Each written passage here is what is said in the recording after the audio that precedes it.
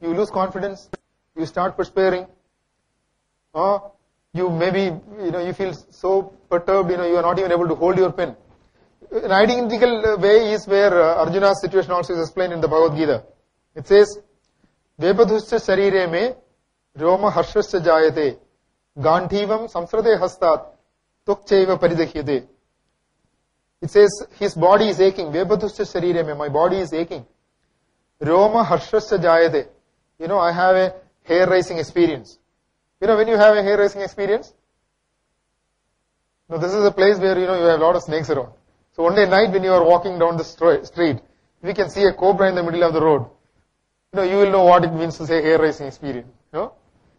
And this experience tells you that is real fear. So Arjuna had that fear. It is not that he was so happy. You have a hair raising experience even when you are extremely happy. But obviously this is not a very happy situation, as you can clearly see. He was really scared. And what does the next line say? Gandhivam samsrate hastat. That is, the Gandiva is his bow, slipped out of his hand. Just like, in the examination hall, the pen slipped out of your hand. And tukchaiva paridahyade. The whole body, whole skin is having a warm sensation, which means you are sweating profusely. Which again means you are already lost confidence, you are so worried, you are so tensed, and that is the situation.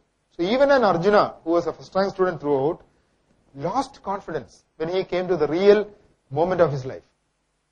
So here it brings out clearly the importance of having to have spiritual awareness. Because spiritual awareness is what gives you control over your mind and also energy. Because initially you will not understand what I am trying to say by you will have control over energy and emotion. See, I have learned a bit of pranic healing and Reiki. In both, we control energy and direct energy to the patient by which he is cured. Today it is a scientifically established fact that people can control energy and cure people. In fact, in Reiki, people even charge batteries which are to be recharged. Rechargeable batteries can be charged by directing the energy. Can you think of that? And then emotions also come into control when you have developed spiritual awareness. So this clearly tells us, we have to worry about the ability to control our emotions, and which is gained by a real understanding of the spiritual nature. So now let us try to understand in a more profound way what spiritual level is. Earlier days probably it was much more difficult for our masters who wrote the Upanishads to explain, how spiritual aspect can be explained. The main problem when it comes to spiritual level is, it is not a common experience. And words are available only for common experience. Now I can say sugar, and everyone understands the same way. But the moment I say God, each individual has a different concept of God. So God, the word does not convey the same thing to everyone. So it is a utter confusion. I have a concept in my mind about God, and then I try to convey, it just doesn't convey anything. So I am now trying to bring out this aspect through a scientific model. Trying to find out what is the very core of existence. What is the very fundamental nature of existence. So when I look at the created world, I see that they are made up of compounds. And there are infinite number of compounds. And these compounds are made up of elements. And elements then reduced to around 100. The number of elements are around 100. And these 100 elements are made up of just 3 fundamental particles. And these fundamental particles, from our Einstein's discoveries, we know that they are but energy. And energy in its grossest form is nothing but vibrations. They are vibrations. And then of course we also know that these vibrations at the grossest level manifest in different forms. And when they become subtler, I say, this is an extrapolation which I make, no further science. It becomes conscious. And the grossest level of consciousness which is available is called the human consciousness. Okay? And then when the vibrations become much more subtler, it becomes cosmic consciousness, and then to universal consciousness, and the finermost vibration which exists, we will call as Om, represented also by AUM. And in all religions, of course, this aspect is brought out as the first aspect of manifestation. So in the Christianity they call it Amen. In the Islam it is called Al-Amin. Here it is wrongly written Al-Umma. We will correct it. And beyond that is the unmanifest spiritual existence. So if you look at it as vibrations, imagine the state where the vibration stops and becomes a perfect straight line. And it doesn't stop at being a straight line, it expands into all the dimensions. Because there is nothing manifest, so you cannot differentiate. Only when it is a manifestation you can differentiate. For a curve, you can say the upper edge and the bottom trough portion or the crust portion. But whereas when it is a straight line, no differentiation is possible, and hence it becomes unmanifest existence. And this unmanifest existence is what we call as the spiritual nature. And in Hindu religion, we normally call it as Parabrahma. Okay? And in the Christianity, they call it the Holy Ghost and so on.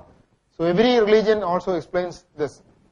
Now, interestingly, this model can give us a more deeper understanding about, the different aspects as they explain it in the Upanishads. See, the created world is made up of compounds. So even when you see it as an object, the compound are in the object as compounds themselves. You can separate the compounds. And inside the compounds, the elements still are elements. Though the compound does not have any property of the elements which constitute the compound, the elements are still inside as elements. Anytime we want, we can separate them out. And in the elements, the fundamental particles are still fundamental particles.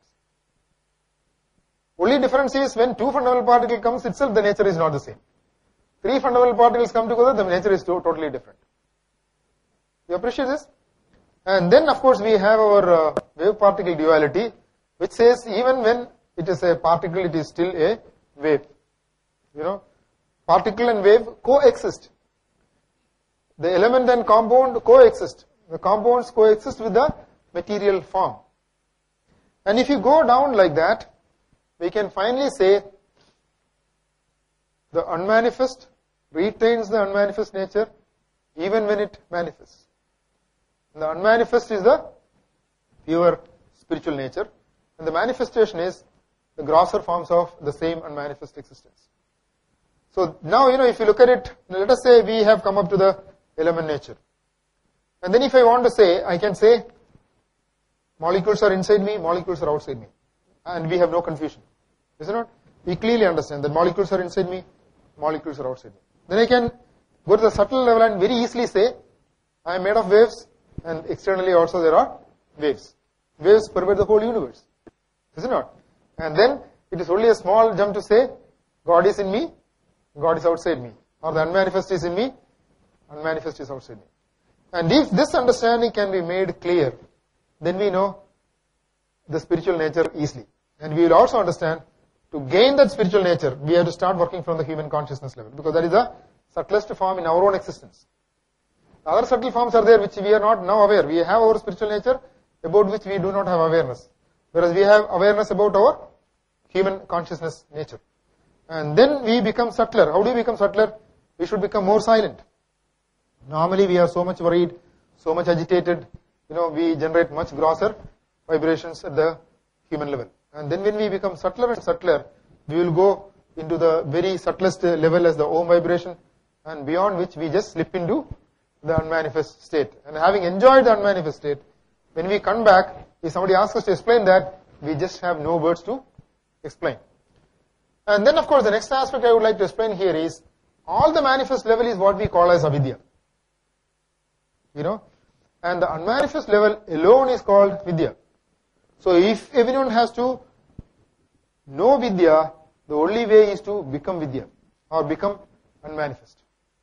Every other thing is known by the separation or at the dual level. That is the known and the knower. But in the vidya level, both merge into become the same single entity. Now I'll elaborate little on this consciousness levels, and it probably helps us understand how we can go into deeper levels of this consciousness. So we first take this normal level. In the normal level, if you look at your own process of thinking, you will see you go from one thought to another connected thought. Then another connected thought and so on. Like I'm walking on the road, I see a rose garden. Then I remember I had a rose garden in my own home in my childhood. And then I remember my neighbor's children used to come and pluck away the flowers. And then I remember that neighbor's child once had an accident and was in the hospital. And then I remember that in the hospital my uncle was working. From a rose garden I have gone to my uncle in the hospital in my young childhood days. So the thoughts, can jump from one to the other, but normally they are connected thoughts.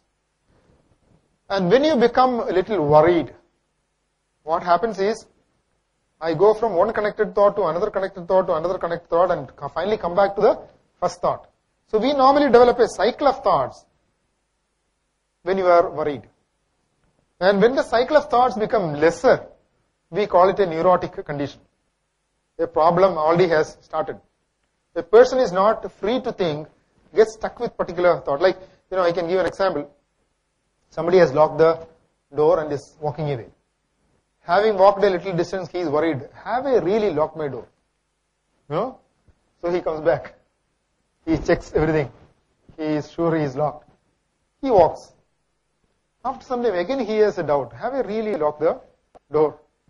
And if it is only 1 or 2 times, it's alright. But a neurotic person will do it at least 20 times.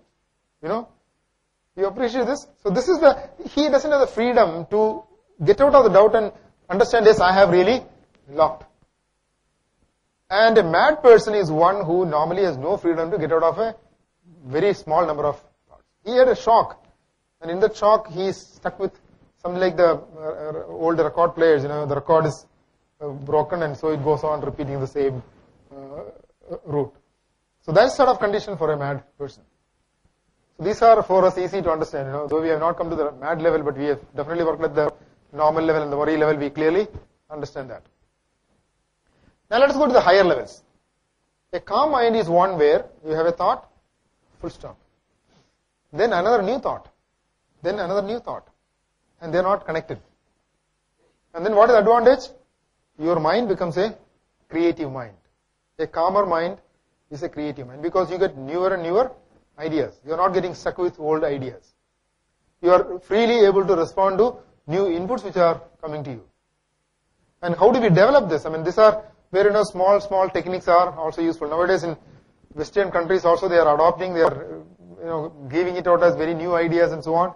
For instance, if you read any book on lateral thinking, they will say you think, and then what do you say? You say pop. That means what? The chain of thoughts are cut. Now a new thought has to come. And okay, you see the next thought, then you say, do what? Say pop. Whereas what have we done in our old Indian systems? We have said, you do japa. How do you do japa? You watch your thoughts. Then after one thought has come, you say your mantra. Then the chain is again cut. So then a new thought comes. You again say japa. So that is why I called it japa mala. That is one bead and then the string. Then one bead, then the string. So that's how we can train our mind to become more creative at a subtler level. And then of course you can train your mind still better, make it still calm and steady. Then probably we can call it cosmic consciousness, where a thought comes only when you want it to come. Otherwise there is no thought. And the last state of universal consciousness is where we go along with the plan of the universe. We now do not have to stand away out of the universe and say, find out what I have to do. The universe, you merging with the universe, really know what to do. Without even a thought, the understanding is there, the feeling is there, and you can just carry out your actions. So that we will call as a universal consciousness. Probably this much is easy for us to understand at the our verbal levels, and beyond which maybe we cannot express. You have to go beyond and experience yourself.